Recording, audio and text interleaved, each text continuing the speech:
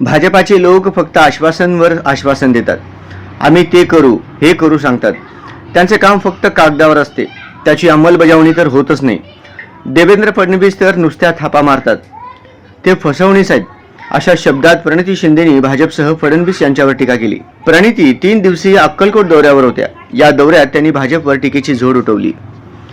प्रणिती म्हणाल्या, मागील 10 वर्षे लोकांनी भाजपवर विश्वास ठेवून मतदान केले. महागाई कमी होईल, राशन मिळेल, शेतकऱ्यांना पीक विमा मिळेल अशी आशा मतदारांची होती. पण यांनी काहीच केलं नाही. उलट यांनी लोकांचा विश्वासघात केला. मतदारांना एकदा नाही तर 2दा धोका दिला. गॅसचे भाव 300 वरून 1200 केले. मैसलगीसह 28 गावांचा पाणी प्रश्न जसाच तसा आहे. यावर ठोस काहीच झालेलं नाही.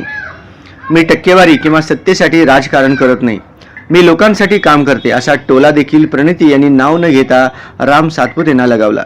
प्रणिती यांनी बेरोजगारी, विमानतळ, पाणी प्रश्न या मुद्द्यावरून देखील विरोधकांना धारेवर धरले. प्रणिती यांनी सुलेज जवळगे, कोरसेगाव, तडवळ, मैसलगी, मंगळूर, हिळी, गोडगाव, जेऊर आदी गावांना भेटी दिल्या. यावेळी राज्याचे माजी गृह राज्यमंत्री सिद्धाराम मैत्रे, शंकर मैत्रे, शीतलाताई मैत्रे यांच्यासह परिसरातील लोक मोठ्या संख्येने उपस्थित होते. माफ करा, कारण का एवढ्या उन्हात तुम्हाला या सभेसाठी यावं लागतंय, त्याबद्दल मी क्षमा मागते.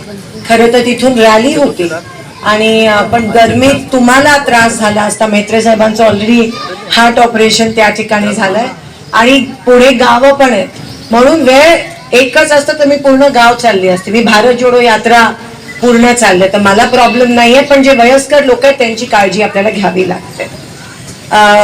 म्हणून डायरेक्ट आम्ही इथे आलो, कारण का पुढे अजून 10 गाव आहेत आम्हाला.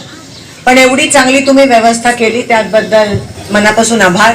मैत्रे साहेबांनी सांगितल्याप्रमाणे 7 तारखेला निवडणूक आहे. मैसर्गी गाव नेहमी काँग्रेसला मतदान करतं, त्याबद्दल तुमचे मनापासून आभार मानते.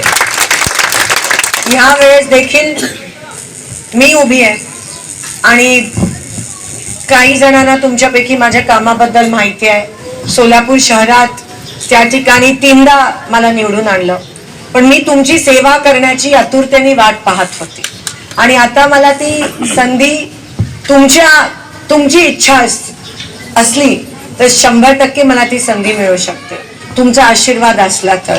आणि मी लढाई का लढते? सत्तेसाठी नाही किंवा टक्केवारीसाठी, पण मी ही लढाई लढत नाहीये.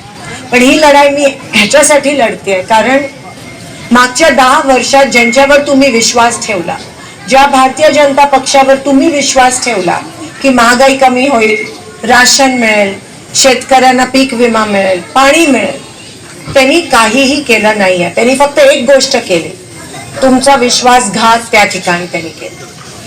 तुम्हाला धोका दिला, तुम्हाला खोटं बोलले आणि एवढं सगळं करून सुद्धा परत एकदा 5 वर्ष आधी त्यांना मतदान केलं. तुम्ही 2दा त्यांना विश्वास दाखवला.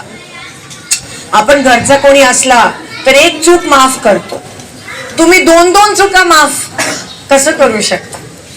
आणि आज त्यांच्या नियतीमुळे तुम्हाला भोगावं लागतंय, त्रास तुम्हाला होतो.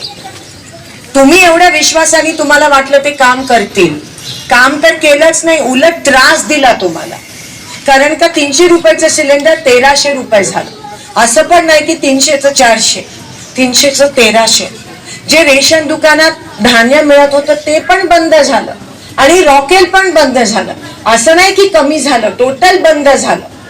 जे शेतकऱ्यांना पीक विमा मिळत होता तो तर बंदच झाला. पाणी, आमचे सरपंच या ठिकाणी आहेत, 28 गावाचा त्यांनी लढा दिला आणि पाणीचा प्रश्न सोडवायचा प्रयत्न केला. अजूनही तो प्रश्न या ठिकाणी सुटला नाहीये. फक्त आश्वासनवर आश्वासन.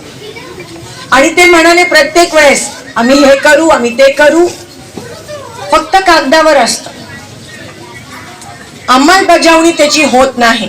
कालपर्यंत ते देवेंद्र फडणवीस जी तर थापाच मारतात, फसवणीसच आहेत ते. एवढं म्हणजे मी करतो आणि काही केलं नाही. फक्त